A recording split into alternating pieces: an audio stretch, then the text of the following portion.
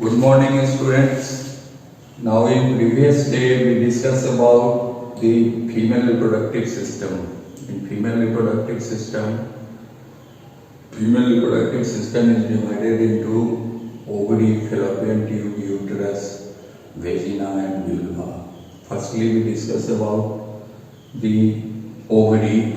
Now, the anatomical details is completed, and histological details is also completed. In histological details, we discuss about the LS of ovary. And LS of ovary, there is a Graafian follicle. Nowadays, we discuss about the structure of the Graafian follicle. The structure of the Graafian follicle. Now, in this structure, the first outermost layer is the theca externa. Second, below the outermost layer, that is called as theca interna. Below the interna, the another layer is called as membrana granulosa.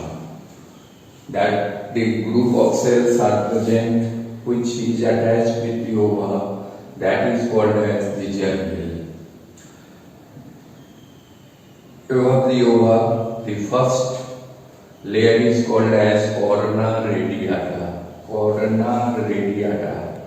Below the corona radiata, the zona pellucida is present, and below the zona pellucida, a vitelline membrane is present, and inside the vitelline membrane, ova is present. The whole ova is present inside a hollow cavity that is called as antrum. It is filled with a liquid that is called as liquor folliculi. Now the mature Graafian, it is the structure of the mature Graafian follicle.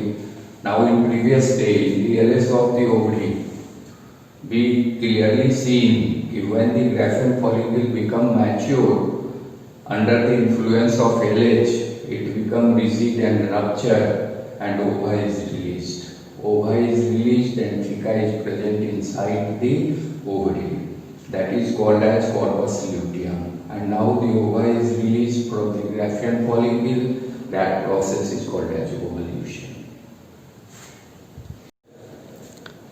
Now the function of ovary. There are three functions of the ovary. One first is the oogenesis. Oogenesis means the formation of ova by the meiosis. Second, the secretion of the female sex hormone. The female sex of ovary is the dual functioning organ. Firstly, its function is reproductive, and another function is the endocrine. So it secretes the two endocrine hormones, that is the estrogen and progesterone. Third is the symbol of organism. It is the symbol of organism.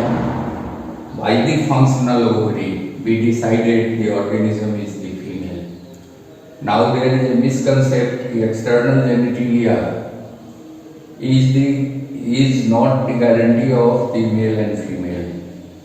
Actually, if the functional ovary is present inside the organism, then it is a female, and functional testis is present inside the organism, then it is called as male.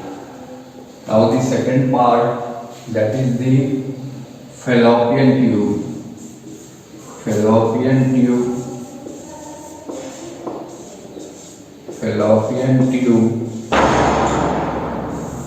It is actually a oviduct.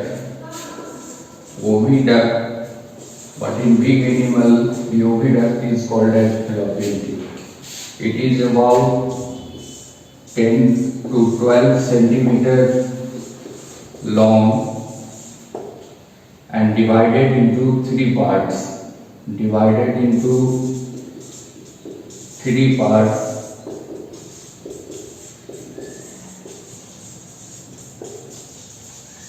First is ampulla.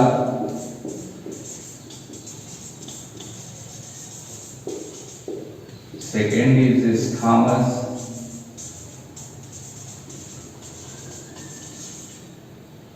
And third is uterine part. third is uterine part.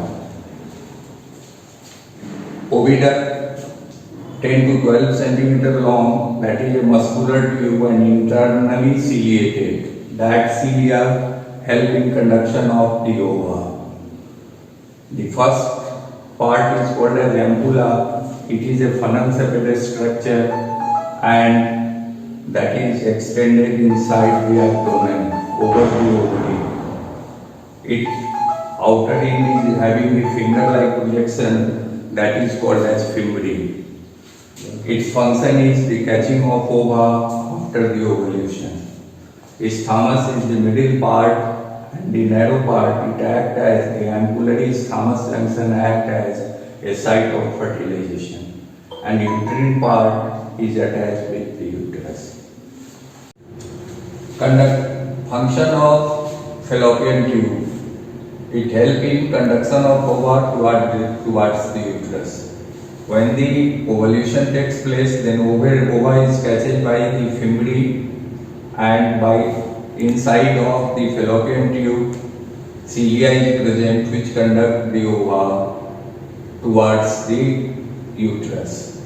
Second function, it acts as place of fertilization. Place of fertilization. It is a misconcept the fertilization takes place inside the uterus, but actually the fertilization takes place inside the fallopian tube. Then the embryo is pulled out towards the uterus. The third part is the uterus.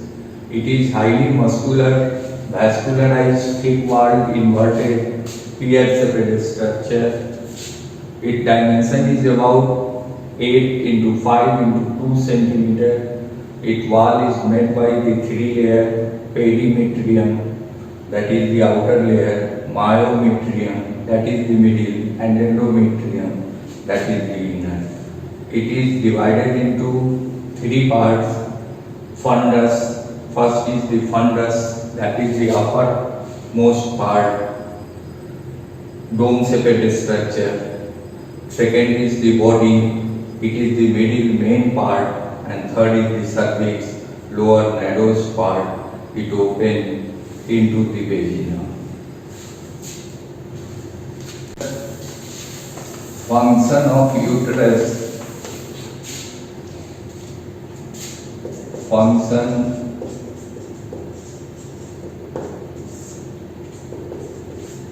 It is the place of implantation.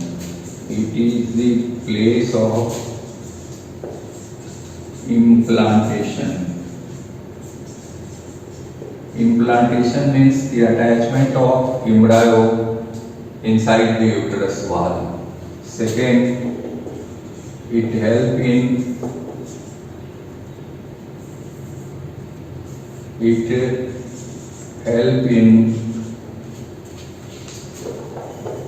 formation of placenta. Formation of placenta. Placenta is the intimate connection between the embryo and the mother uterus wall, and it's having the various function in the development of the embryo. Uterus also helps in formation of placenta. Third, full embryonic development. Full embryonic development. And fourth, parturition. Parturition means childbirth. Parturition means childbirth. Now the next part is the vagina.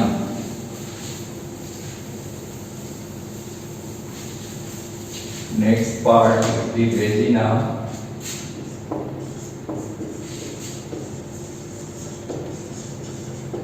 It is about 7.5 centimeter long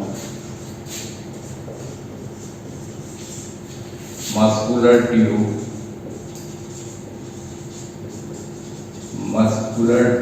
opens in vulva. It is made by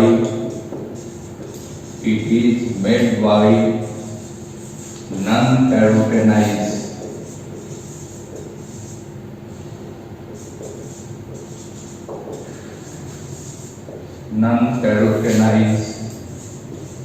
squamous epithelium.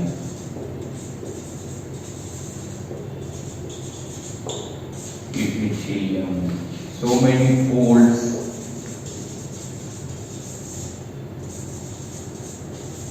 are present inside. Folds are present inside called vaginal reviews.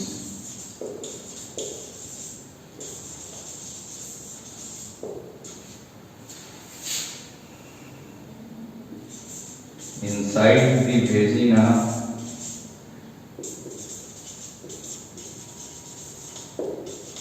a membranous fold,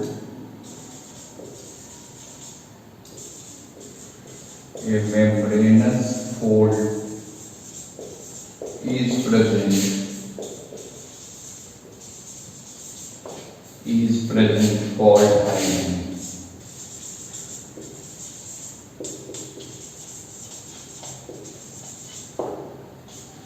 It is centrally perforated.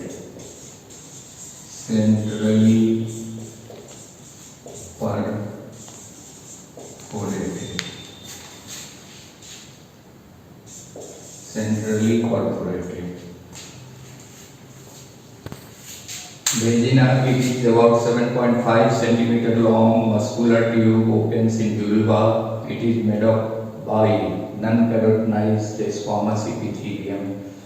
So many folds are present inside called vaginal reviews. Inside the vagina, a membranous fold is present called hymen. It is centrally perforated. It is a misconception the hymen is related with the virginity, but it is not related with the virginity.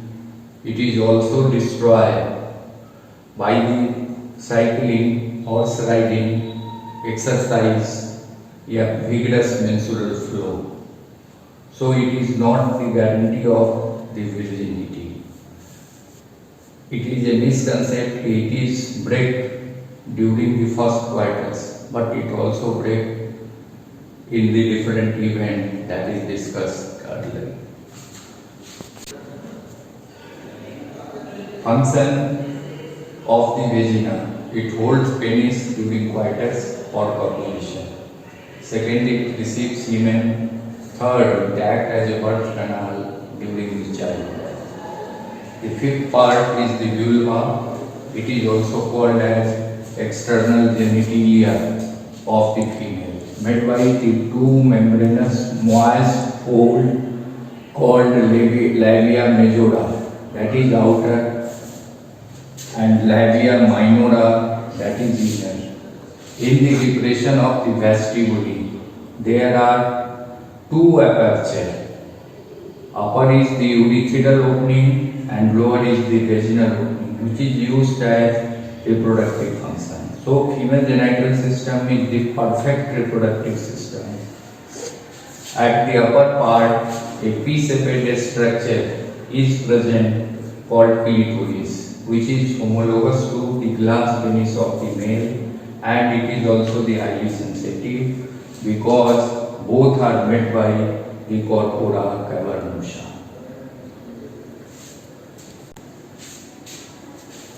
Now the full female reproductive system, figure showing the full female reproductive system. Now the other details are discussed earlier. Here is the ovary, that is suspended from the dorsal abdominal wall with the help of mesothelium. Mesothelium is a connective tissue and it is also supported by the ovarian ligament.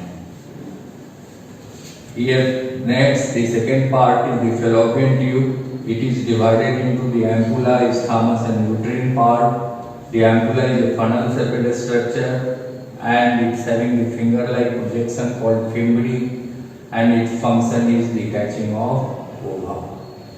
Second is the isthmus. It acts as a site of fertilization.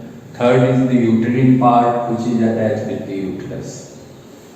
The uterus is divided into the three parts. The upper dome-shaped structure is the fundus. The main part is called as body and the narrowest part is called as the cervix. It is made by thick three layers, that is the perimetrium, myometrium and endometrium. The cervix is the narrowest part of the uterus and it opens inside the vagina.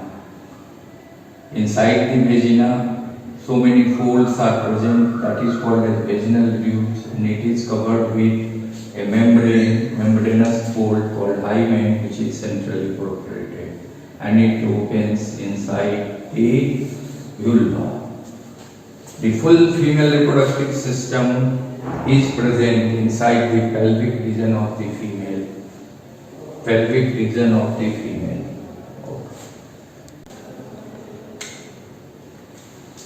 Now the reproductive glands in female, there are two reproductive glands in the female. First is the Bartholin gland.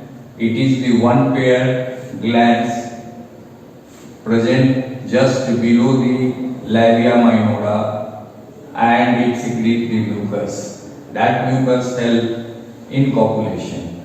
Second is the mammary gland. It is also the one pair glands present in the thoracic cavity of the female. It having the lactifidus duct or the lactifidus liveus, and it is the site of the milk formation and also in milk secretion. It helps in the nutrition of the infants. Next is the hormone regulation in female reproductive system. The master of the endocrine gland is the hypothalamus. That hypothalamus releases the GnRH, gonadotropin releasing hormone, which act on anterior pituitary. Then the anterior pituitary secretes the LH, luteinizing hormone, and the FSH, follicle stimulating hormone. Both act on ovary, and ovary release the estrogen and progesterone. The level of estrogen and progesterone also controlled by the feedback mechanism. If the level is below than the normal, then a positive feedback goes inside the hypothalamus to release the GnRH. And when the level is high, then the negative feedback goes to the hypothalamus to stop the secretion of GnRH. By the negative and positive feedback, the whole secretion is controlled by the hypothalamus. If the GnRH, if the negative feedback comes, then the GnRH releasing is stopped. Then the anterior pituitary stop the LH and FSH. Then the ovary stop the secretion of estrogen and progesterone. When the positive feedback goes to the hypothalamus, then the hypothalamus releases the GnRH, which act on anterior pituitary, which release the LH and FSH, which act on ovary, and estrogen and progesterone are released. And now in this way, the whole female reproductive system is controlled.